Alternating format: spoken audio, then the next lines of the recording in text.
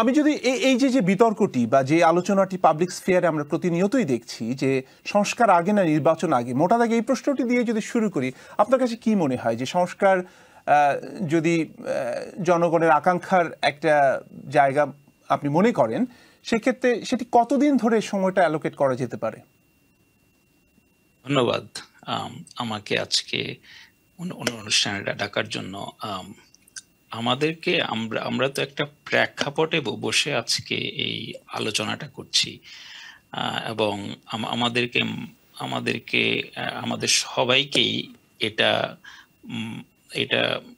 খুবই সচেতন ভাবে ইয়েতে রাখতে হবে, মাথায় রাখতে হবে যে 90 সালের পরবর্তী যে আমরা গণতন্ত্রের যে যাত্রা, সেখানে আমরা যতগুলো ইলেকশন হয়েছে তার মধ্যে ধরেন অন্তত 3-4টা election arguably free and fair, তার মধ্যে 91, 96, 2001 কিংবা 8। তো এই 4টাই ইলেকশনকেও যদি আপনি হিসেবে নেন, এবং এই 4টা ইলেকশনের পরে যে সরকারগুলো এসছে, সেই সরকারগুলো জনগণের আকাঙ্ক্ষিত একটা বাংলাদেশ রাষ্ট্র বিনির্মাণে কতটুকু সক্ষম হয়েছে, সেই প্রশ্নটা আমাদের প্রত্যেকের সামনে আছে। অর্থনৈতিকভাবে, সুশাসনের দৃষ্টিভঙ্গিতে, কিংবা সামাজিক যে বৈষম্য নিরসন, এইসব বিবেচনায়। তার চেয়ে বড় প্রশ্ন যেটা হয়েছে, এই 4টা ইলেকশনের প্রায় প্রতিটাতেই নির্বাচনের পর একটা নির্বাচিত সরকারকে সরানোর জন্য প্রায় প্রতিবার মানুষকে রাস্তায় নামতে হয়েছে। সো যার ফলে আমরা যারা ভাবছি যে একটা ইলেকশন আমরা কালকে দিয়ে দিলেই এই সমস্যা, মানে আমরা যে 2014-তে প্রায় 1,500 মানুষের রক্তের উপর দিয়ে প্রায় 30,000-এর বেশি লোকজন আহত, এই যে সীমাহীন আত্মত্যাগের মধ্য দিয়ে যে আমরা 2024 সালে যে জগদ্দলের পাতাথরটা আমরা সরালাম, সেটাকে আপনি যদি আবারও সেই 91, 96, 2001 কিংবা 8-এর মতো একটা ইলেকশন দিয়ে আপনি বের হয়ে যান, এবং আবারও আগামী কয়েক বছর পর আবারও ইয়াংদেরকে, যুবকদেরকে, তরুণদেরকে আপনি রক্ত দেওয়ার জন্য রাস্তায় কল করেন, আমার মতে পুরো বিষয়টাই এটা একটা অন্যায় এবং অন্যায্য, যে আমাদের যুবকদেরকে, তরুণদেরকে বারবার আমরা এই রাজনীতিবিদদের যে ক্ষমতার দ্বন্দ্ব এবং রাষ্ট্র ব্যবস্থাকে যেভাবে কুক্ষিগত করে রাখা, সুশাসন দেওয়ার ব্যর্থতা, তো সেই বিবেচনায় আমি মনে করি আমাদের এনসিপির অবস্থান হচ্ছে যে নির্বাচনী ব্যবস্থার মধ্য দিয়ে স্বৈরতন্ত্র কায়েম হয়েছে, এবং গত 14 বছর 15 বছরে একটা ফ্যাসিবাদী বন্দোবস্ত কায়েম হয়েছে, সেই নির্বাচনী ব্যবস্থাতে আপনি যদি রাষ্ট্রের সংস্কার না করে ফিরে যান, সেক্ষেত্রে আমরা we are going to C the repeat of the same episode. সেটা বুঝলাম, কিন্তু সেটা কতদিন সময় আপনি মনে করেন যে সেটা রিজনেবল? আমি তো মনে করি যে প্রধান বিরোধী দল বিএনপি যদি এগ্রি করে, এটা আগামী 6 মাসেই সম্ভব। এখন এটা ডিপেন্ড করবে যে বিএনপি কিভাবে কোঅপারেট করছে, কারণ আমরা দেখছি যে নির্বাচন সম্ভব, মানে 6 মাসের মধ্যে। আমি মনে করি আগামী December is a very good time frame, provided that BNP agrees and help, অর্থাৎ কোঅপারেট উইথ দ্য রিফর্মস।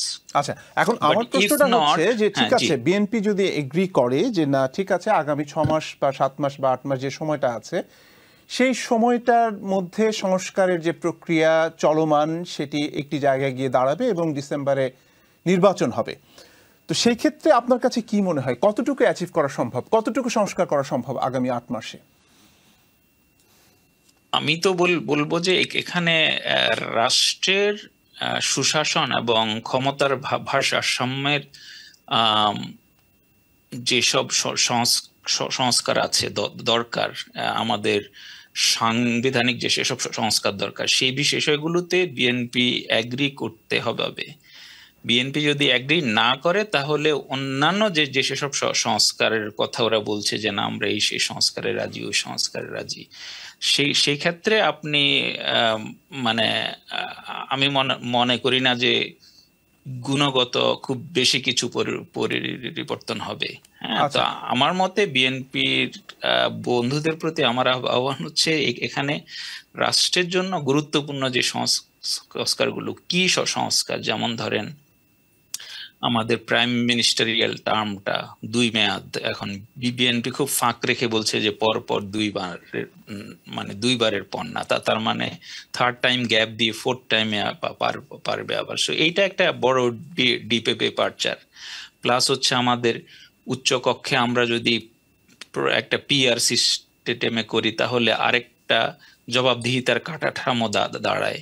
তারপরে সংবিধান সংস্কারের মাধ্যমে গত 14-15 বছর, গত 20-30 বছর যেসব অন্যায়গুলো হয়েছে, আমরা মনে করি যে সংবিধানের মতো বিষয়ে আরো কঠিন মানে সংশোধনের যে পদ্ধতি আরেকটু কঠিন করা। সো এই বিষয়গুলোতে সংস্কার যদি না হয়, সেক্ষেত্রে ডিসেম্বরে করেন আপনি ইলেকশন, কিংবা জুনে করেন, মানে এগুলো খুব বেশি হাফ হার্টেড হয়ে যাবে। জনাব জাকারিয়া, আমি সাদরুদ্দিন ইমরানের কাছে যাবার আগে একটু কুইকলি আপনার কাছে জিজ্ঞেস করি, আপনি বিএনপির যে কনসেনসাস বা বিএনপির যে এগ্রিমেন্ট, সেটিকে আপনি গুরুত্বপূর্ণ মনে করছেন, সেটা খুবই আমার কাছে মনে হয় ঠিক আছে যে একটা বড় রাজনৈতিক দল বাংলাদেশের, কিন্তু এর বাইরেও তো বাংলাদেশে আরও অনেক রাজনৈতিক দল রয়েছে। কাজেই এই সংস্কারের প্রশ্নে অন্যরা কি ভাবছে সেটিকে আপনারা কিভাবে বিবেচনায় আনছেন? খুবই ভালো প্রশ্ন।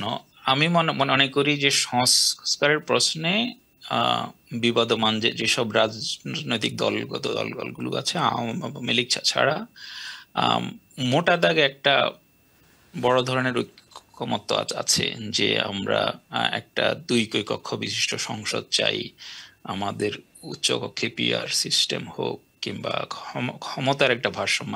এখনকার যে বন্দোবস্ত, যে প্রাইম মিনিস্টার লিটারালি একটা ইলেক্টেড অথরিটেরিয়ান হয়ে ওঠেন, সো এই বন্দোবস্তটা চেঞ্জ করা দরকার। Prime minister should be the head of the executive.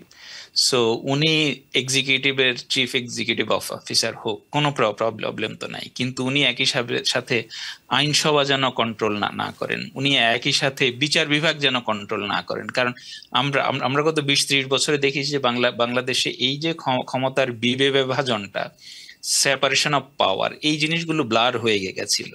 এখন এই জায়গাগুলোতে আমি মনে করি ছোটখাটো অনেক রাজনৈতিক দলই একমত।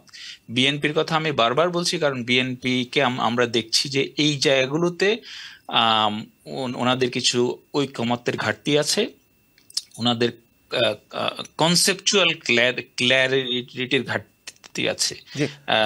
বিএনপির কিছু বন্ধুদের সাথে আমরা শুনছি যে কাছ থেকে শুনছি যে এতে করে প্রাইম মিনিস্টারকে ক্ষমতাহীন করা হবে, মোটেই না।